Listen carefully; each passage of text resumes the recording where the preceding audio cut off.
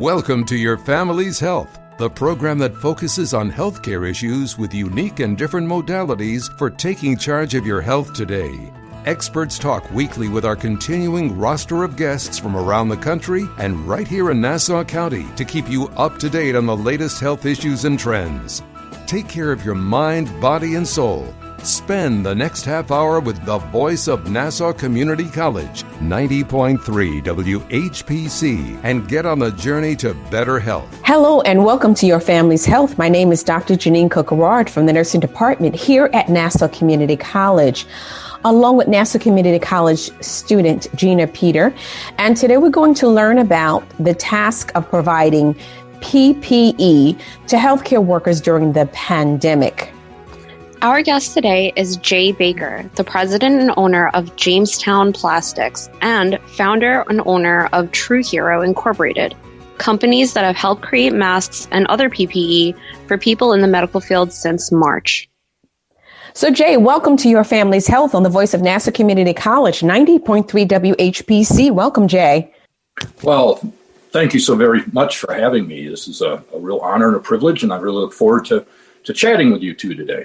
Awesome. So I hope you're doing well during this COVID pandemic. Has the virus affected you personally at all? No, we have been extremely fortunate in our personal family as well as our extended family of employees that while there has been some cases that have been on the periphery so far, following a lot of the protocols, obviously, we've all been well. And I'd like to say right from the beginning, our hearts and minds of our family at Jamestown Plastics really are thinking about the folks, especially in the New York City metro area that have been so severely impacted. And we just want everybody to know that you're in our thoughts and prayers. Can you give me a brief background on Jamestown Plastics? What was the company before the pandemic hit? Well, Jamestown Plastics is an industrial thermoformer. We take plastic sheet and we convert it into literally thousands of different products. We've been doing this since 1958. We have a number of our own products that we've invented along the line.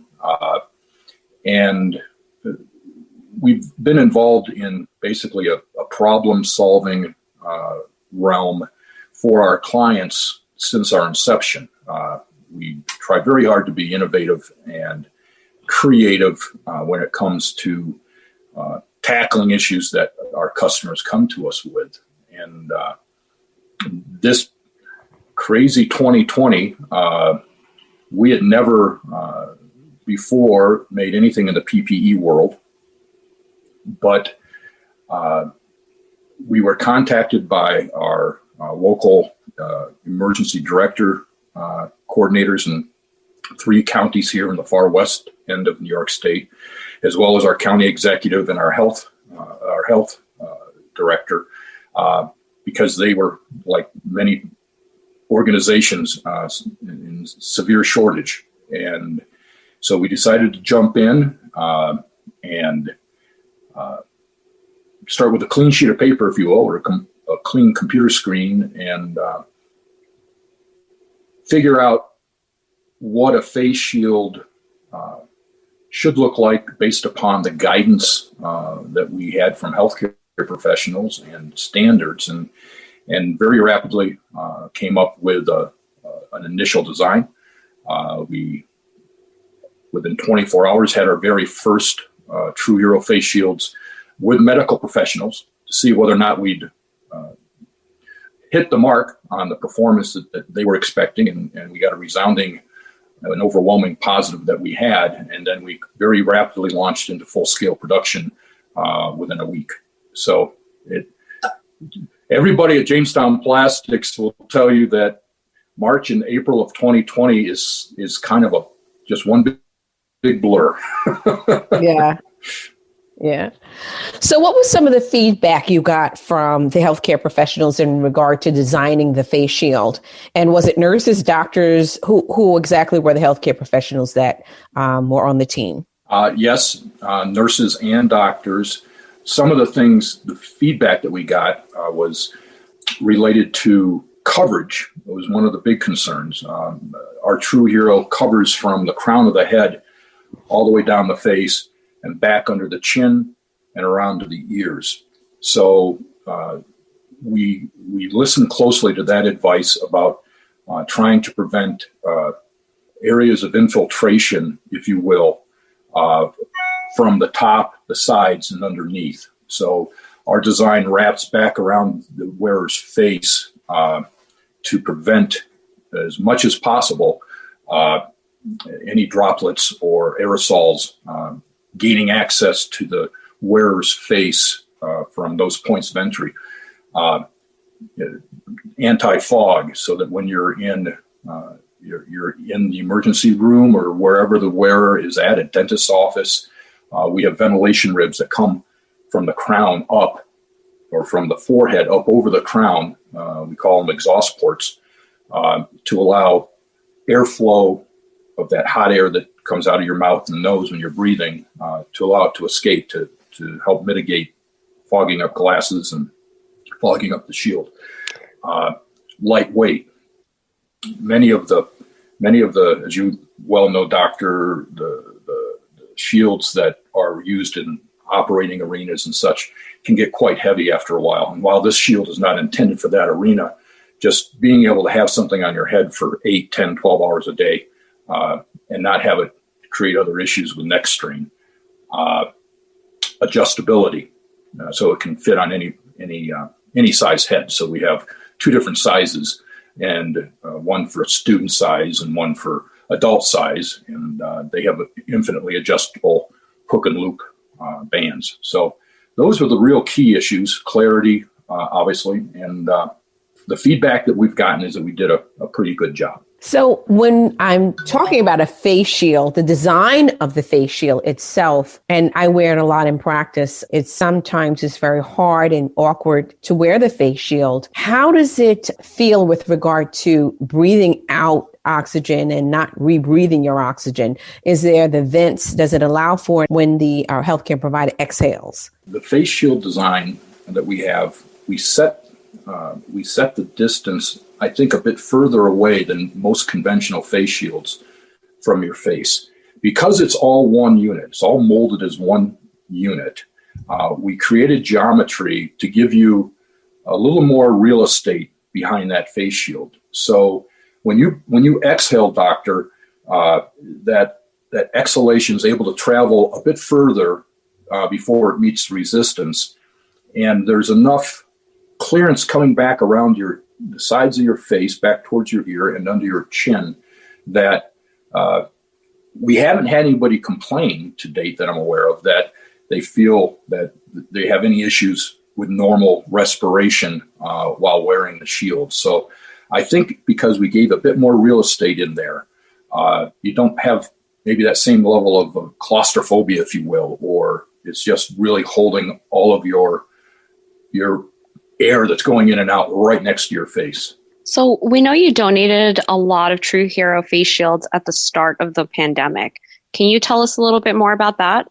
At the very beginning of the pandemic, and your listeners know this better than anybody, the focus was on the extreme situation in the New York City and Long Island and Westchester County areas. And we wanted to try to get these in the hands of first responders. I mean, the name TrueHero is directly about who's wearing these things on the front lines. The doctors, the nurses, the EMTs, they're the TrueHero. That's why we call it TrueHero. And so I had my staff research and get the physical address of, we believe, every hospital in New York City, and then on out into Long Island. We had somewhere around 55 or 60 locations. And we overnighted a box of 100 TrueHeroes, all at our expense, and to every single location to try to do what we could do from our side to help.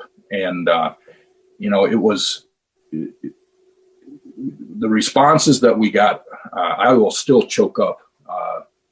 We had nurses call our office line and in tears. This is why I'm going to choke up, saying how much they appreciated what we had done. And it really made all of our employees, one of the things we've been very blessed as a company with is so many people were put in a situation, and companies put in a situation of feeling virtually helpless. What can we actually do? And we were blessed with the opportunity of being able to actually make a difference. And I've never seen my staff so proud of being able to do something to help in company history. We were very, very fortunate to feel like we could make a difference. So with the face shield, are these face shields primarily the ones who are purchasing your face shields? Are those healthcare professionals in the hospital setting, or do you find that they're used in the home setting and all settings? It's actually the latter, doctor. We have face shields that have been purchased by school districts using the student size so that the kids can have a face shield. And the nice thing about a face shield is you can see somebody's face. So we think that's very important. Educators believe it's very important, especially with younger kids, for being able to maintain that nonverbal communication, which is, I've heard all sorts of numbers. Some people say it's 90 or 95% of human communication is nonverbal. So we've had school districts, fire departments, major health providing chains and hospitals. We've had meat processing plants. We make one of the face shields that we call the hard hatter. It attaches to a hard hat. So if you're at a meat packing plant where they typically have these hard hats, it attaches there. We have one that we call the hat trick, which slides onto the brim of just about any baseball cap, and you can wear it like a hat. And we've sold those. And private individuals, yes, and yes. Especially early on, many of the customers that purchased from us were moms and dads and aunts and uncles that had family members in healthcare that weren't able to get the PPE they needed. So a lot of what was purchased early kind of went through a family member to get to another loved one who was serving on the front lines. So it's been just about every segment of society you can think of, funeral homes and on have purchased. Are there other forms of PPE that you are currently manufacturing today? We currently are manufacturing the 4 styles of the face shield. Like I said, the hat trick, which goes on the hat, and the original TrueHero, and the student, and the hard hatter. And we have in development a number of other projects right now that I can't really delve into specifics on, that we have in local trials with hospitals to fine tune. But yes, we intend to expand our line of products and try to bring innovation into some areas that maybe there just hasn't been a whole lot of innovation in. So it's quite an amazing ride for us right now. So is there any way that we could take a look at the designs, the 4 designs that you are speaking about? Oh, certainly. If you go to TrueHeroShield.com, you can see all of the designs there. So the TrueHero name came because of the pandemic, or was this a name that was already in existence? No, we actually had product out with the first healthcare providers, and we're going to call this. It was just sort of a roundtable. Well, they're the true heroes out there. They're the ones that are putting their lives at risk every day for us. And we collectively go, well, that should be the name, TrueHero. So that's literally how the name came into existence. And it's not about us at Jamestown Plastics. It's about the folks that are really the true heroes in this pandemic, that are putting their lives on the line for the rest of us day in and day out. So from our conversation, you sound like someone who's dedicated to providing healthcare professionals with the best protection. And you mentioned before that you are open to collaborating with healthcare professionals to expand and improve on the PPE. Can you explain the difference in the verbiage of masks, face covering, shield, and what your company is doing on all of these categories? Certainly. It's very common, and I'm guilty of it myself, to call anything you put on a face mask. So frequently that term is used when somebody's referring to what's actually a shield. So face masks are permeable material, right? Everybody's heard about the N95s and the surgical masks that doctors wear, or the homemade masks, which are 1,000 different iterations on a theme, but basically they all are a filter media, and they serve a different function than a face shield. Our face shield is made of a clear, rigid, lightweight plastic. So, for example, maybe this is an easy way to differentiate. If you are wearing a TrueHero face shield and I spray you in the face with a garden hose, the water's going to bounce off and run down the outside of the shield. If you're wearing a mask, it's going to hit the mask and soak through the mask because it's a permeable material. So the functionality of a shield is to help prevent the transmission both directions, from the wearer outbound and from outside of the wearer inbound, of aerosolized spray, droplets, moisture-driven things in the air from being able to get in. But it doesn't filter. Face masks filter and try to trap that material. And depending on the size of the material and the porosity of the mask will determine how effective it is at doing that protection when you're talking a mask which is permeable. So let me ask you this. How does your material differ from plexiglass that we're seeing a lot of? I mean, I'm looking at the amount of plexiglass that's being used due to COVID, and I'm listening to you describe your materials. What is the difference, or is there one? Unless you're a plastics nerd, basically there isn't any. Okay. This particular plastic, we also, by the way, make acrylic shields. We have sold to schools and all sorts of other places, exactly what you just described, Doctor. This is simply a thinner version of what most people would think of when they think of plexiglass. This material is much thinner, and it has a bit more flexibility to it. So where a plexiglass material, if it was of this thickness that we're making TrueHeroes from, might be more inclined to shatter if you dropped it on the floor. Okay. This material is more inclined to bounce. But it's still the same kind of clarity. To the average layperson, you wouldn't be able to tell the difference. And so this material that you're using for the TrueHero face shield is more pliable. Is this material recyclable? Can we recycle this material? Absolutely. Okay. So if absolutely. If I'm going to recycle my face shield, where would I do that? If I purchase my face shield from you and I'm finished using it for whatever reason, how do I recycle it? What do I do to recycle it? You would put that in with your recycle symbol 1 product, which is your PET type of product. So all of the ubiquitous water bottles out there are all PET, and this is made from the same family of material. So that's what you would you put it in with the clear water bottle and pop bottle. Would you recommend wearing like a regular surgical mask or cloth face covering with the shield?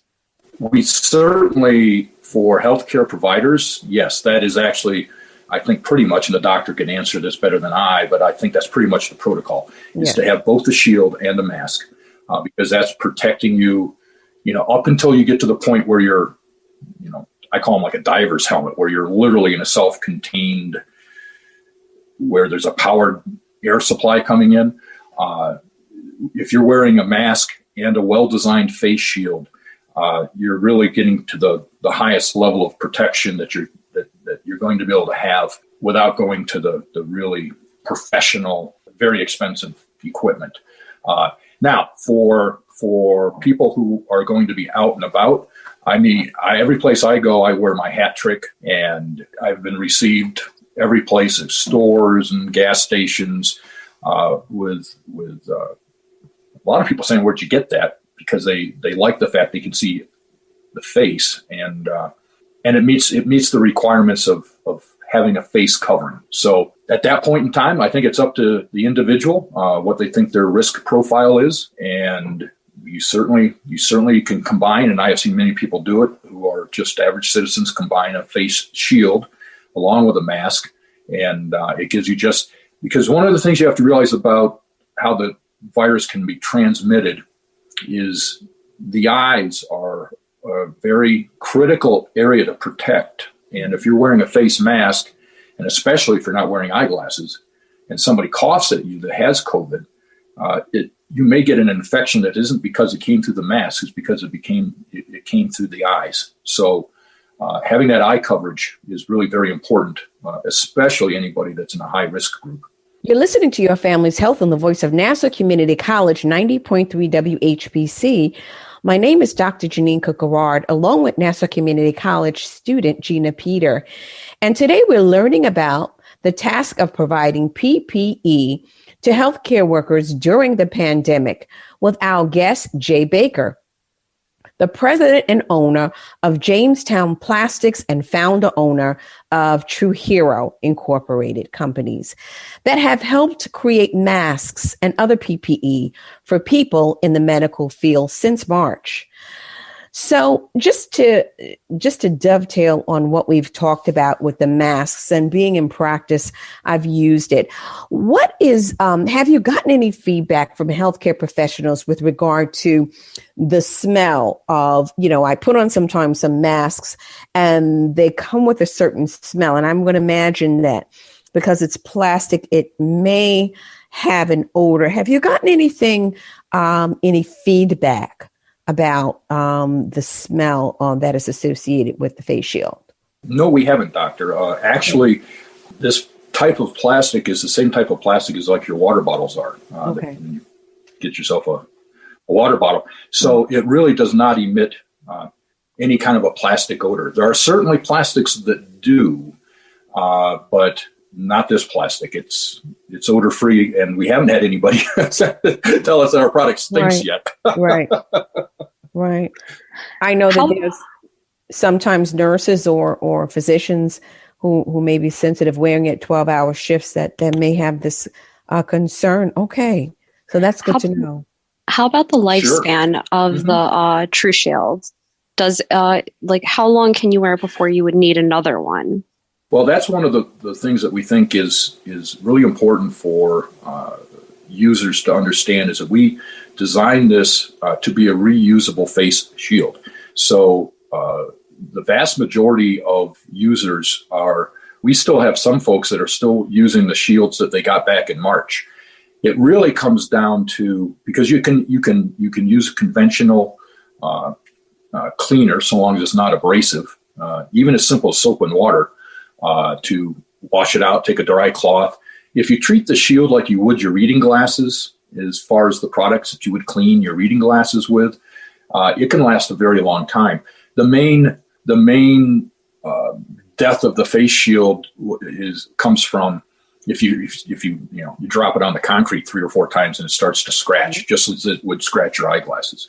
But so total cost of ownership, we think we have a better solution than the disposable ones that every day they're getting thrown away. So both cost of ownership and the amount of plastic having to be recycled or go to the landfill, we think we have a better solution. We have shields, as I have said, that have been in use for months. So I'm glad you asked that question. So the shield comes in a case, or it might store it in like a paper bag, something that air can get to so it doesn't at all break down or it lasts more. How do I store it? Right. Because we have that hook and loop, which is the generic term for Velcro band, most users are simply hanging it up on a coat hook when they get done with the end of the day, put it in their locker, hang it on the coat hook. It's really easy just to hang up someplace, and that allows it to, it doesn't really need to air out because there's a lot of airflow anyhow, but if you've washed it and you want to say, okay, now I want to hang it up, just anything that, a branch on a tree will work. You can just hang it up there and it'll dry. So this company sounds like it's really making an impact in the community. I know on the side of the healthcare professional as well as on the side of the patient. Has there been from your company any donations that you have given into the community for those that may not be able to obtain it because of lack of funding? Do you have a part of the company that does donations? Yes, from day one, we've done tens of thousands of donations of TrueHero shields across the country. We donated 5,000 to an outreach program in the South that was getting them to areas that were lacking in healthcare facilities as well as PPE. We have donated to school systems, fire departments. So yes, we have donated literally tens of thousands of TrueHero shields across the country. Awesome. That's awesome. Yeah. So you're also creating plastic table shields. That sounds like something we may need at the radio station if we ever return to the studios. But can you tell us a little bit about that? Yes, this was another situation where we had a local board of elections and banks come to us, and we have made acrylic and plexiglass products for decades. And we're like, well, there's certainly a need, and we have the equipment. And so we also have excellent sources of raw material in our supply chain, which was very important because all of that plastic materials, you may well know, was essentially becoming almost a rationed item. There was so much demand so quickly. So we call our shields that go on tables Divide and Conquer. You can find those on our same website, TrueHero Face Shield, TrueHeroShield.com. And they ship to you flat. If you've ever put two Legos together, you should be able to put these together, and away you go. They stand up by themselves. Well, thank you so much. You've given us so much information, and it just sounds like you're doing so many contributions to just to our communities at large during this pandemic. Thank you for being here, Jay Baker, the president and owner of Jamestown Plastics and founder owner of TrueHero Incorporated companies that have helped create masks and other PPE for people in the medical field since March. We hope you stay safe and continue to do great work. And thank you for being our guest today. This is Dr. Jeanine Garrard from the nursing department here at Nassau Community College, along with student Gina Peter. And we want to thank you for listening to this week's edition of Your Family's Health. We'd like to get your feedback on your family's health. Send your comments by emailing them to whpc@ncc.edu. Podcasts of today's show are available on iTunes, Android Podcasts, and Spreaker. This program was produced at the studios of Nassau Community College in cooperation with the nursing department. Join us next week for another edition of Your Family's Health on the voice of Nassau Community College, 90.3 WHPC.